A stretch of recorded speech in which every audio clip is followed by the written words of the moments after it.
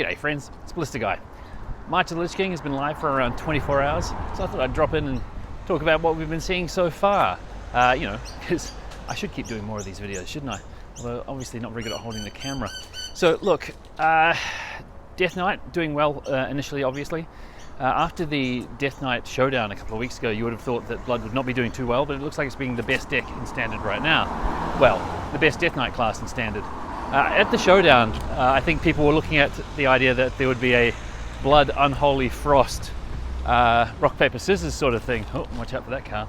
And so what would happen there, of course, is that Blood would feast on Unholy, and Unholy would beat Frost, and Frost would then struggle to beat Blood because Blood had too much health. So the Frost and Unholy teams really just out-greeded Blood, and Blood got smashed at the showdown. But of course, now that it's live in Standard, there are other classes to contend with too, and Blood is just going quite well. Now that doesn't mean that Blood is unbeatable. Like my first game, I played triple Blood into someone who was playing triple Unholy. You know, they played, what is it, Infested Grain turn 1. You know, they're also triple runes. And I was quite impressed with just how many threats they could deploy and how sticky those boards were. Like, the stuff was just going to keep coming back. But I just kept killing all of their minions and clearing the board, and at the point that they conceded, I was still on like 35 health, so I can certainly see the appeal of Blood Death Knight. But of course, that doesn't mean that it's completely uncontested in the metagame. Ramp Druid is like, oh, that kind of deck, I can beat that kind of deck. And I've now played that matchup from both sides. The Death Knight clearly wants to be able to just completely drag out the game and just kill everything the opponent does.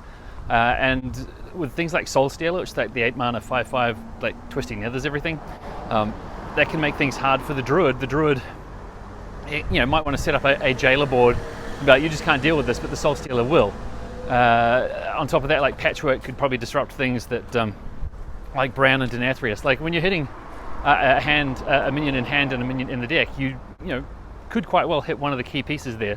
But having played it on the other side, like as the Druid now as well, because like if Ramp Druid is doing well and it's got an Ubrakan and Crypt King, Under King, Crypt Keeper and Chitinous Armor in it, like I'm going to want to try that out. Those are my reveal cards.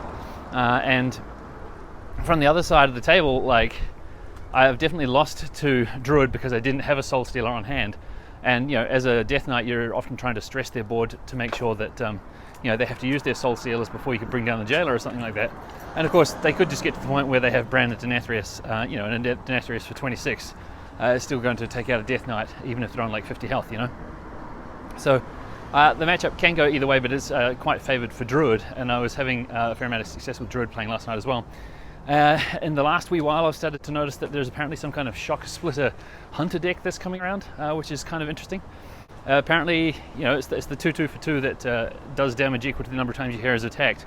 And apparently, if you just put all the weapons in your deck as a Hunter, like you get to like turn 6 and 7, that thing's possibly doing 6 or 7 damage as a battle cry.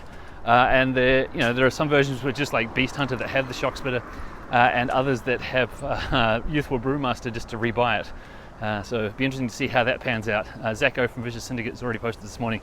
Maybe it's not too late to delete this card before Worlds, so maybe it's very good too. Anyway, look, that'll do for now. I'm going to keep walking to work, and I'll catch up next time. Till then, you're all absolute legends, and I love you all.